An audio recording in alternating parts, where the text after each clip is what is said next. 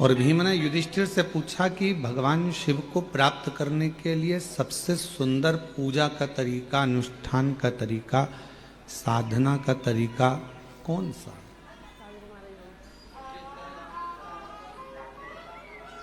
कोई एक तरीका ऐसा बता दो जिससे हम पूजन कर ले, अनुष्ठान कर लें, साधना कर लें।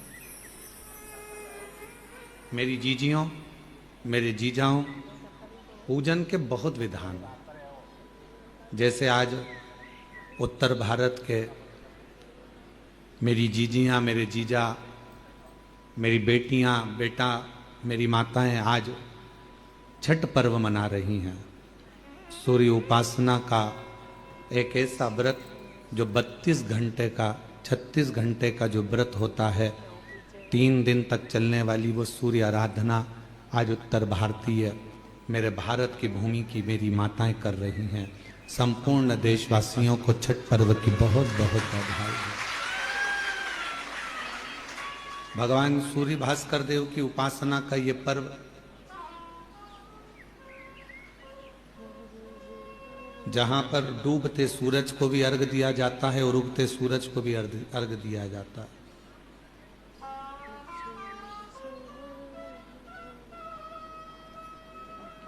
जहां भगवान देवादिदेव महादेव की आराधना के साथ में सूर्य की आराधना का पर्व है, मां छठ की आराधना का पर्व है। तो पूछा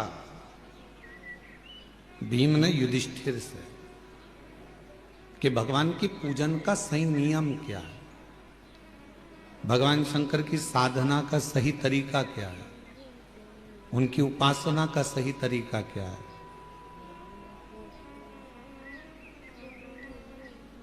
हम आपको बोले कि शिव जी को 1 लोटा जल चढ़ाओ, फिर ऐसा दूध चढ़ाना, फिर दूध के बाद जल चढ़ाना, जल के बाद फिर दही चढ़ाना, दही के बाद जल चढ़ाना, फिर आप मधु चढ़ाना, मधु के बाद फिर जल चढ़ाना, फिर आप शहद के बाद में घृत चढ़ाना, घृत के बाद फिर आप जल चढ़ाना, फिर आप शक्कर चढ़ाना, फिर उसके बाद जल चढ़ाना। सब नियम। कोई ब्राह्मण देवता आएंगे, वो आपको एक नियम बनाएंगे कि इस तरह से पूजन करो। फिर कोई संत मिल जाएगा तो वो कहेगा कि इस तरह से पूजन करो।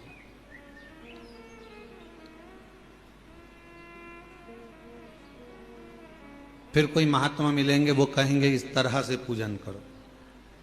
पर वही बात भीम ने युधिष्ठिर से पूछी कि पूजन का नियम क्या है, हम भगवान शंकर की पूजन कैसे करें, हम भगवान शंकर की आराधना साधना कैसे करें, क्या नियम हो सकता है।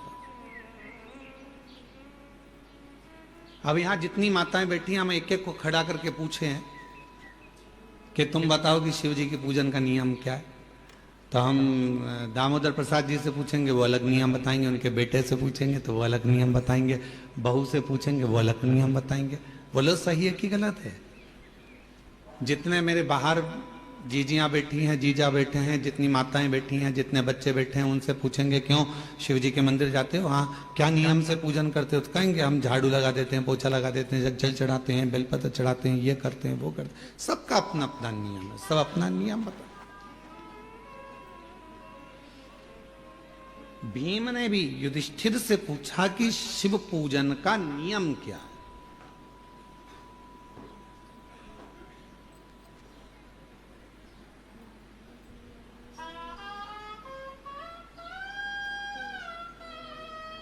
जो युधिष्ठिर ने कहा महाभारत के वन पर्व में, वह आपके याद रहना चाहिए कि युधिष्ठिर से पूछा कि शिव पूजन का, शिव साधना का, शिव भजन का नियम क्या। तो युधिष्ठिर ने कहा भीम कौन नियम धारण कर सकता है, कौन साधना कर सकता है। इस घोर कलयुग में तो कोई बड़ा से बड़ा बाबा जोगी भी आकर कह दे ना कि हम इतनी साधना करते हैं, तो शिव पुराण कहती है बड़ा मुश्किल है जी। तुलसी बाबा ने तो एक ही लाइन में सबको, पूरे को तुलसीदास बाबा ने एक ही लाइन में सबको समेट दिया, कलयुग केवल नाम आधारा, सुमर सुमर नर उतर ही पार। तुलसीदास बाबा को मालूम था कलयुग में बहुत सारे साधन बताएंगे, कोई इधर से आएगा ये बताएगा, कोई उधर से आएगा वो बताएगा, कोई कहेगा इसको भजो, कोई कहेगा उसको भजो, कोई कहेगा ऐसा करो, कोई कहेगा वैसा करो। तो तुलसीदास जी ने लिख दिया कि कलयुग केवल नाम धारा और सुमर सुमर नर उतर ही पार। तुलसी बाबा ने कह दिया कि नाम की आधारशिला रखो, तुम राम भजो, कृष्ण भजो, शिव भजो, जगदम्बा भजो, दत्त भजो, तुम्हारी मर्जी पड़े वो भजो, पर भजो तुम्हारा भगवान का मंत्र जाप, नाम जाप भजो, जपो।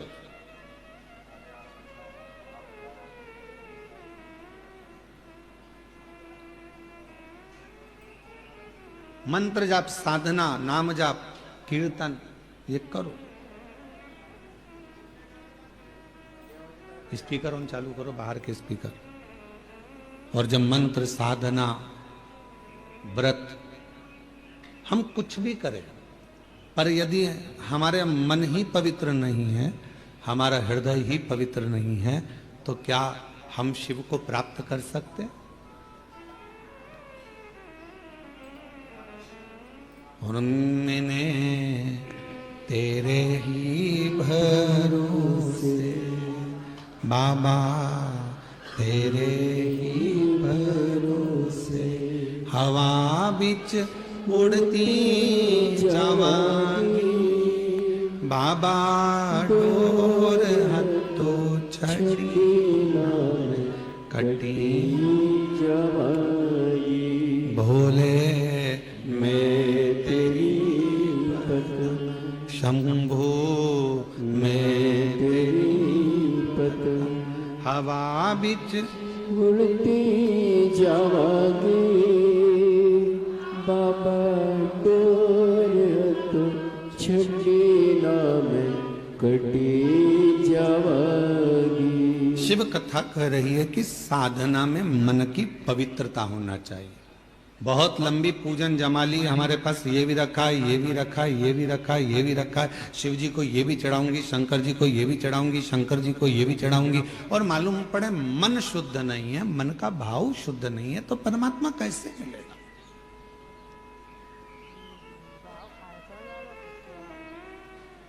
एक लाइन वो आप गुनगुनाते हो, हमने आंगन नहीं बुआरा कैसे आएंगे हरि, अब तक गंदा पड़ा है द्वारा कैसे आएंगे, कैसे आएंगे? उनको बुलाने के लिए हमारे मन के मेल को बाहर करना है।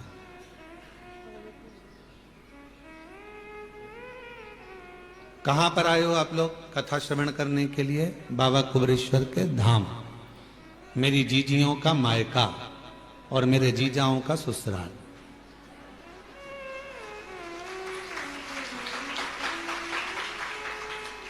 कभी आपने विचार करा कि सीहोर वाला महाराज हमेशा कहता है ये मेरी बहन जीजियों का मायका है और जितने पुरुष आते हैं उनका ससुराल है, ऐसा क्यों नाम रख दिया इस सीहोर का, इस कुबरेश्वर धाम का? बाकी के किसी धाम में तो ऐसा होता ही नहीं कि कोई रिश्ता होता है। किसी धाम में किसी का कोई रिश्ता बता दे कि हमारे काका जी वहां रहते हैं, मामा जी वहां रहते हैं, नाना जी वहां रहते हैं। केवल पूरी दुनिया में एक धाम है कुबरेश्वर धाम, जहां रिश्ता निभता है। जितनी मेरी बेटियां आती हैं, बहन आती हैं, माताएं आती हैं, उनका ये मायका है। और जितने पुरुष आते हैं, बच्चे आते हैं तो उनके नाना का घर है, और बड़े आते हैं तो उनका ससुराल है। तो ये एक परिवार। क्यों इस भूमि पर ऐसा क्यों है कि यहां संबंध है, रिश्ते हैं, नाते हैं। हमने आपका संबंध यहां कुबरेश्वर धाम से इसलिए जोड़ दिया क्योंकि जब भी बहन बेटी अपने मायके में जाती है तो मायके से जब भी आती है तो कुछ ना कुछ लेकर जरूर आती है। बोलो सही है कि गलत है? मायके से पिताजी भेजेंगे बेटी को तो भले एक बिस्कुट का पुड़ा दे दे, चाहे कुछ भी दे दे, एक साड़ी दे दे, नहीं दे तो 2 रुपया, 5 रुपया, 500 रुपया, 1000 रुपया दे, वो भी नहीं दे तो सामान, फल फ्रूट, मिठाई रखकर भेज देगी माँ बाप, पर कुछ ना कुछ दिए बिना बेटी को अपने घर से भेजते ही नहीं है। और दामाद अगर घर आता है और अगर नवासा घर आता है, नाना नानी के घर में अगर बच्चे आते हैं तो वो भी जाते हैं तो नानी नाना कुछ ना कुछ देकर भेजते हैं। जमाई आया तो उसको कुछ ना कुछ देकर भेजते हैं। इसलिए तो ये बहुत जरूरी है। और जो दामाद बहुत उद्दंडी होता है ना, बहुत लड़ता झगड़ता है बेटी से, तो उसको भी देकर भेजते हैं, उसको भी देकर भेजते हैं, भले गाली देकर भेजे पर भेजते तो है। ऐसा तो भीम ने पूछा युधिष्ठिर से कि शिव पूजन का विधान क्या है, भगवान को पूजने का विधान क्या।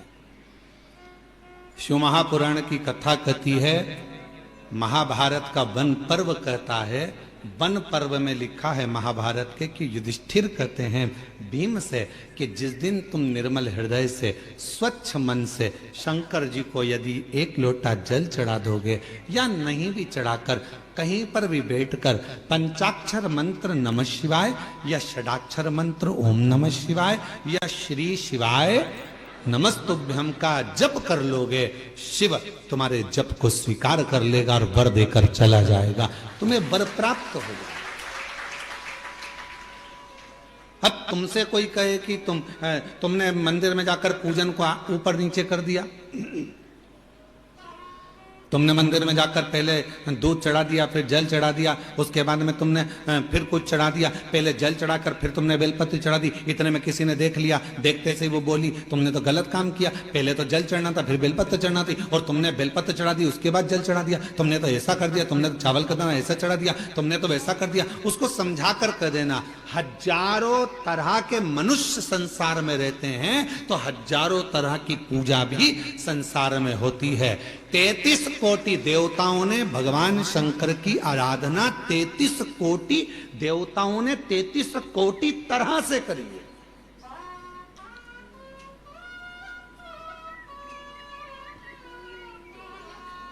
कई लोग हमसे कह देते हैं हमने शिव पुराण पढ़ी है, आप जो जो बताते हो शिव पुराण में तो कई बार मिलता ही नहीं है, तो हम क्या एक ही पुराण में से बोलते हैं? भगवान की कथा, भगवान का नाम, भगवान का सुंदर स्वरूप चरित्र कितनी पुराणों में, कितने वेदों में, कितने शास्त्रों में और कितने कितने ग्रंथों में लिखा हुआ है महाराज। ऐसे ऐसे ग्रंथ, ऐसे ऐसे शास्त्र विद्वान लिख लिख कर चले गए। उन विद्वानों की पूंजी को हम ग्रहण करते हैं और उसको पढ़ने के बाद फिर शिव पुराण के माध्यम से जनमानस को लाकर दे देते हैं, जिससे जनमानस का कल्याण हो और शिव तत्व को लोग पहचाने। अब कोई कह दे कि हमने तो पढ़ा है, तो उनसे निवेदन कहेंगे 33 कोटि देवताओं ने 33 कोटि तरह से भगवान शिव की आराधना करी। सबका तरीका अलग था, सबका पूजन का विधान अलग था, सबका भजन करने का विधान अलग था। उसी तरह शंकर जी के पूजन के अनेकों अनेक विधान है, शिव जी को रिझाने के अनेक अनेक विधान है, बहुत विधान।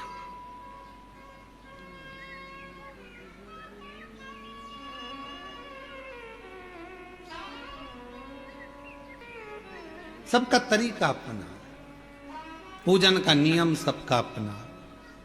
कभी भी यह मत सोचना कि मैंने इस तरह से पूजन करी, भगवान स्वीकार करेगा कि नहीं करेगा। कभी यह मत सोचना कि मैंने भगवान को ऐसे पूजा है, भगवान स्वीकार करेगा कि नहीं करेगा। कभी यह मत सोचना कि मैंने तो इस तरह से व्रत कर लिया, भगवान स्वीकार करेगा कि नहीं करेगा। मैंने तो इस तरह से कथा सुनी, भगवान स्वीकार करेगा कि नहीं करेगा। बस निवेदन है, मन पवित्र रखना, भगवान स्वीकार लेगा।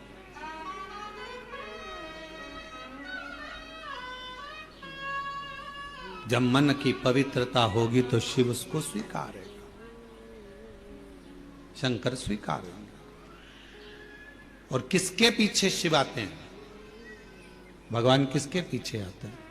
तो कहा माल वाले के पीछे मानव आता है,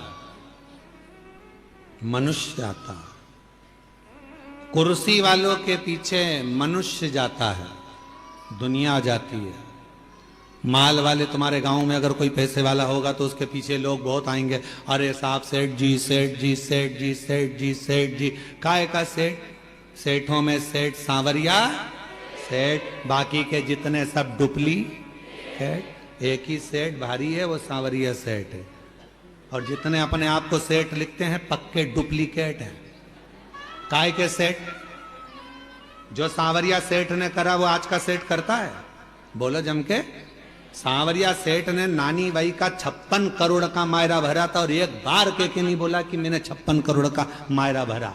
आज का जमाने में जितने सेठ है वो अपनी बहन के घर का भर ले, वही बहुत बड़ी बात है। वो अपनी बहन के घर का मायरा भर ले, बहुत बड़ी बात है। कोई कहेगा ओम नमः शिवाय बोलो, कोई कहेगा नमः शिवाय बोलो, कोई कहेगा ये बोलो, कोई कहेगा वो बोलो, कोई कहेगा श्री शिवाय नमस्तुभ्यं, कोई कहेगा राम बोलो, कोई कहेगा ओम नमः भगवते वासुदेवाय बोलो, वो कोई कहेगा कृष्ण बोलो, कोई कहेगा दत्त बोलो, कोई कहेगा, सबका अपना 33 कोटि देवता हैं तो 33 कोटि तरीके शंकर को रिझाने के हैं। 33 कोटि तरीके से शिव का पूजन होता है। हजारों, मध्य प्रदेश में पूजन का तरीका अलग होगा तो छत्तीसगढ़ में पूजन का तरीका अलग होगा, गुजरात में पूजन का तरीका, सबका तरीका अलग है। भगवान परंतु एक ही भाषा जानता है, वो प्रेम की भाषा, तरीका कोई सा भी।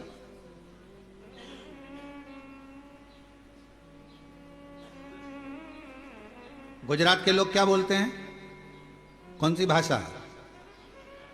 छत्तीसगढ़ वाले बोलो बोलो बोलो छत्तीसगढ़िया। पंजाब के, हरियाणा के हरियाणा, महाराष्ट्र के मराठी, बंगाल के बंगाल, सब तेलंगाना के तेलंगी, जो भी भाषा आपकी बोलने वाली है, आंध्रा की अपनी, यहाँ की अपनी, वहाँ की। अब हमें एक बात तुम बताओ रे, जितने बैठे हो सब बताओ, और जितने आस्था चैनल पर सुन रहे हो वो भी बताओ, भगवान को कौन कौन सी भाषा आती होगी? जरा विचार करो।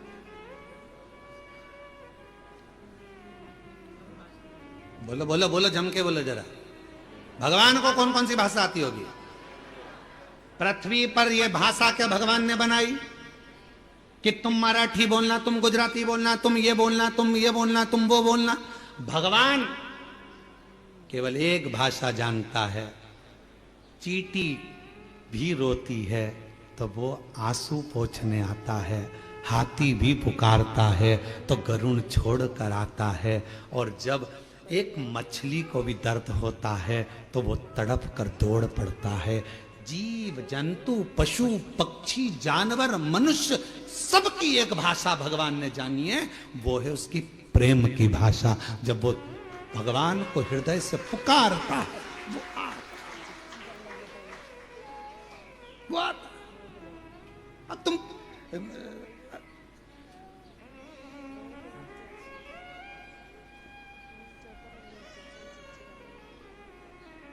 अब एक व्यक्ति अमेरिका से भारत आया,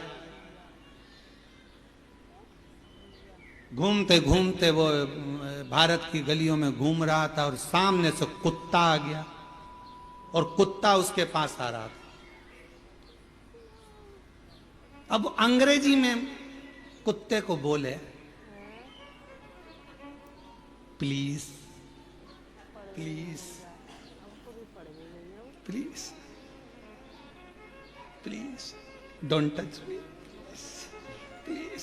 अब कुत्ते को बोले तो कुत्ते को समझ में आए, कुत्ता और उसके पास में आया।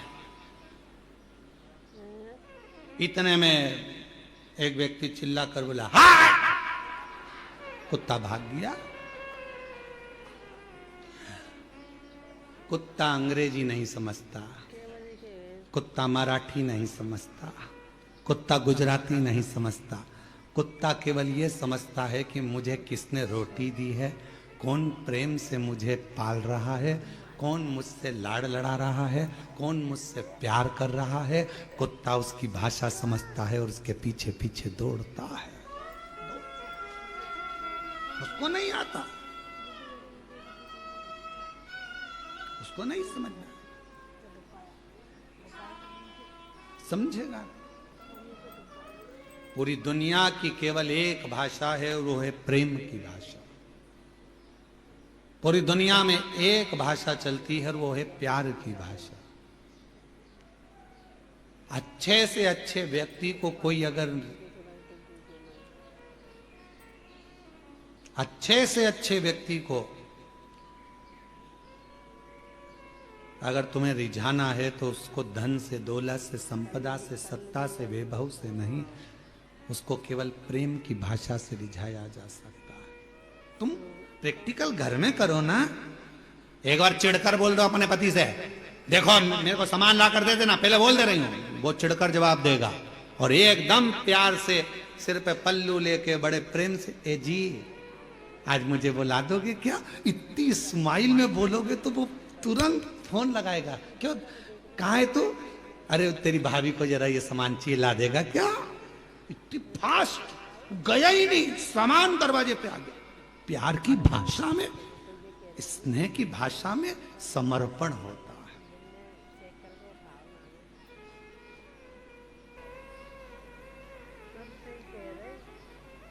सबको पत्र गया, सबको निमंत्रण गया, पर मेरे देवाधिदेव महादेव के यहां ना तो कोई पत्र गया ना कोई निमंत्रण गया।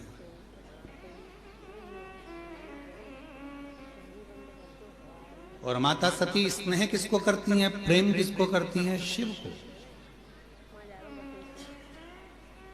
ये संसार की रीति रही है।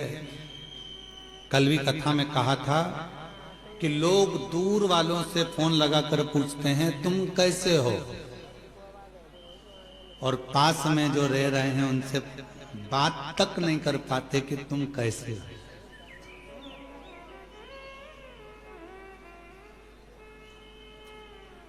ये दुनिया की रीत है, किसी एक की रीत नहीं है, ये दुनिया की रीत है। दूसरों से जरूर पूछा जाता है आप कैसे हो, कैसे हो, कैसे हो, पर जो घर में रह रहा है, घर में जो निवास कर रहा है, प्रेशर खोलो बक्सों का, घर में जो निवास कर रहा है, जो रह रहा है, उससे पूछा ही नहीं जाता कि तुम कैसे हो। उसकी मन की दशा क्या है, उसके मन का भाव क्या है।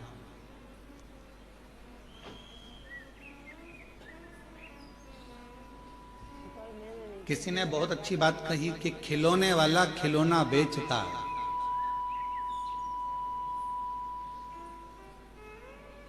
खिलौने वाला खिलौना बेचता है और पूरे गांव के लोगों को, गांव के बच्चों को खुशियां दे देता है।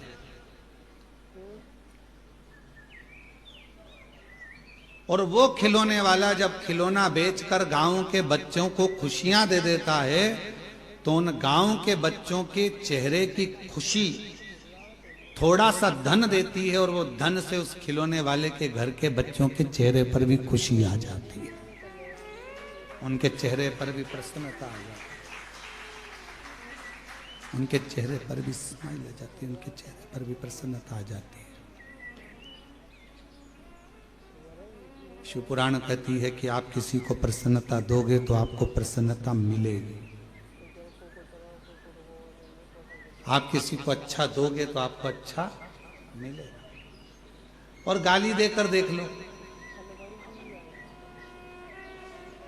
गाली भी मिलेगी और बोनस भी मिलेगा।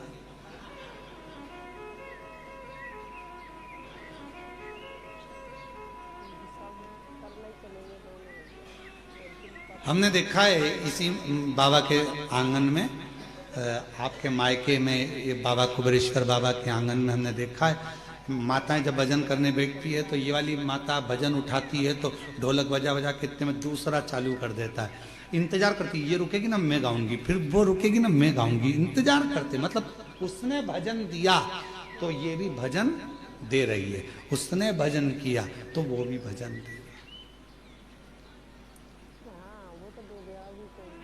धनोरा वालों की भी आपकी भी टीम आई हुई है भजन की, कुछ बुजुर्ग लोग, कोई पुरुष लोग, हारमोनियम और ढोलक यहीं के वो धनोरा वाले ही आए हैं क्या? कि कल कोई दूसरी टीम गा रही थी, कोई बाहर से आए होंगे, कोई। मुझे तो उन्हीं के साथ विवाह कर रहा है, मेरा विवाह तो वो तुम्हें प्राप्त मिल रहा, वो तुम्हें प्राप्त हो। अब माता सती ने विचार करा कि मेरे पिताजी ने सबको बुलाया पर मेरे पिताजी ने नहीं बुलाया, तो भगवान देवाधिदेव महादेव को नहीं बुलाया, और मुझे तो विवाह उन्हीं से करना है, मुझे तो उन्हीं के साथ विवाह करना है, मेरा विवाह तो केवल मेरे को शिव जी के साथ ही करना है, भगवान शंकर जी के साथ ही करना है। पर मेरे पिताजी ने तो बुलाया ही नहीं है उनको, निमंत्रण ही नहीं दिया है मेरे पिताजी ने तो देवाधिदेव महादेव को। और दक्ष प्रजापति ने नगर के शिल्पकारों को बुलाया जो मूर्ति बनाते थे, और मूर्ति बनाने वालों को बुलाकर कहा शिल्पकारों को कि एक पत्थर की शंकर जी की प्रतिमा बनाओ और मेरे राज्य के दरवाजे पर लगाओ, जहां से सब अंदर आएंगे तो वो शंकर भगवान को द्वारपाल बना के मेरे दरवाजे पर खड़ा कर दो, जिससे दुनिया के लोगों को लगे कि शिव जी को द्वारपाल बनाया है, शिव जी को द्वारपाल।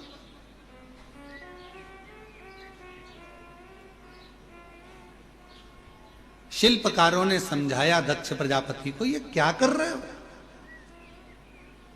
ये अच्छी बात नहीं है। भगवान देवाधिदेव महादेव की मूर्ति बनाकर दरवाजे पर बिठा देना, ये कहां की रीति है।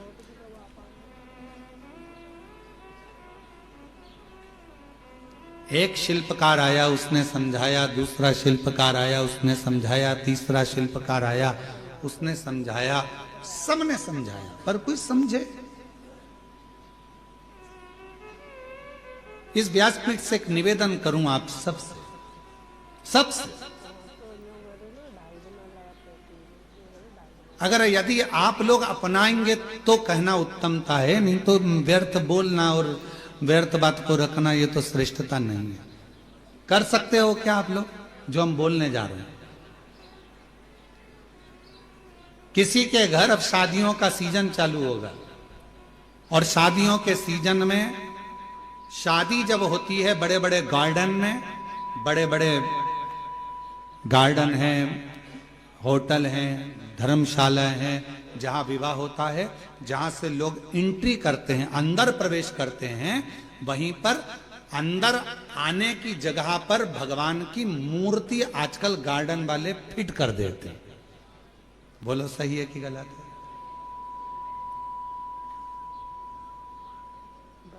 आप पान खाते हुए जा रहे हो, खाना खाकर जा रहे हो, भोजन कर कर जा रहे हो, शादी में प्रवेश कर रहे हो, नाच रहे हो, कोई मदिरा पिया हुआ है, बाराती किसको मालूम कौन कैसा आया, कोई ड्रिंक कर रहा हुआ है, मदिरा पिया हुआ है, कोई गलत भक्षण कर रहा है, किसी ने गलत काम कर दिया, कोई गलत विचार से गलत व्यवहार से आया हुआ है, और दरवाजे पर तुमने भगवान गणेश जी को बिठा दिया, दरवाजे पर तुमने वेंकटेश भगवान को बिठा दिया, दरवाजे पर तुमने श्री जी बाबा को बिठा दिया, दरवाजे पर तुमने ठाकुर जी को बिठा दिया, दरवाजे पर कृष्ण की मूर्ति रख दी, दरवाजे पर तुमने शिव जी की मूर्ति रख दी, दरवाजे पर तुमने भगवान की मूर्ति रख दी। नहीं, एक नियम बनाओ, आज से कथा सुनने वाले एक नियम बना लो, किसी की शादी में जाओ और दरवाजे पर अगर किसी भगवान की मूर्ति प्लास्टिक की या पीओपी की किसी की भी मूर्ति रखी देखो, तो तुम जो लिफाफा दो ना, उस लिफाफे के ऊपर एक लाइन लिख कर दो कि भगवान की जगह अपने बाप को बिठा देते।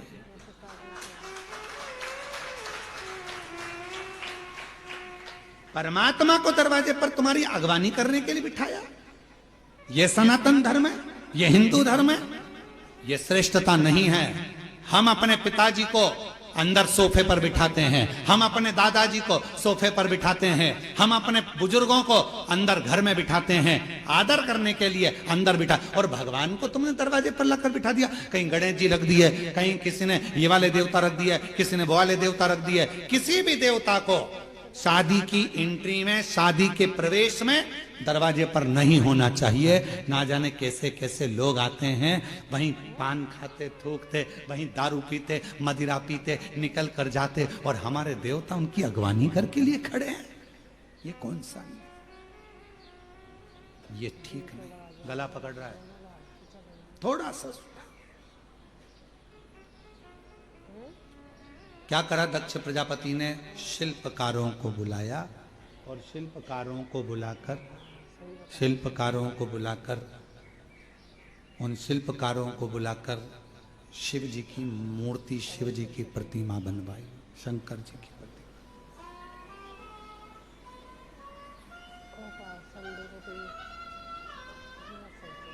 एक शिल्पकार ने समझाया, दो ने, प्रेशर नहीं आ रहा है भाई, एक शिल्पकार ने समझाया, दो शिल्पकार ने समझाया, तीन ने समझाया दक्ष प्रजापति को कि ये मूर्ति बनाकर दरवाजे पर मत खड़ी कर, ये मूर्ति दरवाजे पर श्रेष्ठता नहीं देगी, मत खड़ी कर। दक्ष प्रजापति अगर अगवानी करने के लिए तूने द्वार पार भगवान को बना दिया तो बाद में तुझे भुगतना पड़ेगा। जरा विचार करो कि दक्ष प्रजापति को कितना भोगना पड़ा। बकरे का सिर लगा था, शीश कट गया था। उसने शिल्पकारों को केवल एक ही बात कही थी कि मेरी बेटी का स्वयंवर है, मेरी बेटी का, और मेरा मन, मैं दरवाजे पर किसको खड़ा करूं? ये मेरा मन, मेरा राज्य, मेरा महल, मेरा नगर, मेरा मेरा मेरा मेरा मेरा करते रहे। और जब दक्ष प्रजापति का सिर कट गया तो बकरे का सिर लगाया। किसी ने पूछा किसका लगाओ, तो कि बकरे का लगाओ। क्यों? क्योंकि दक्ष प्रजापति कर रहा था कि मेरी बेटी का स्वयंवर, मेरा महल, मेरा नगर। बकरे का सिर लगा दो तो मैं करता रहेगा।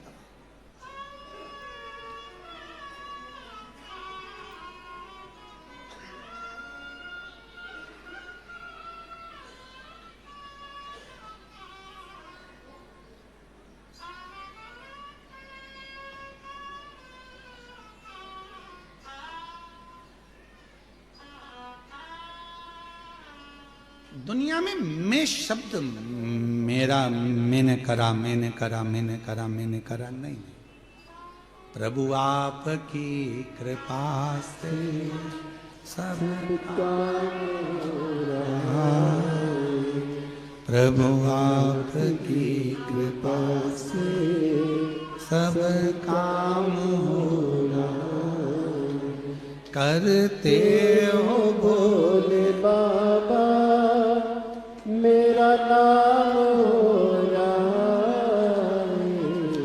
प्रभु आपकी कृपा से सब काम हो रहा है। भोले आपकी कृपा से सब काम हो रहा है।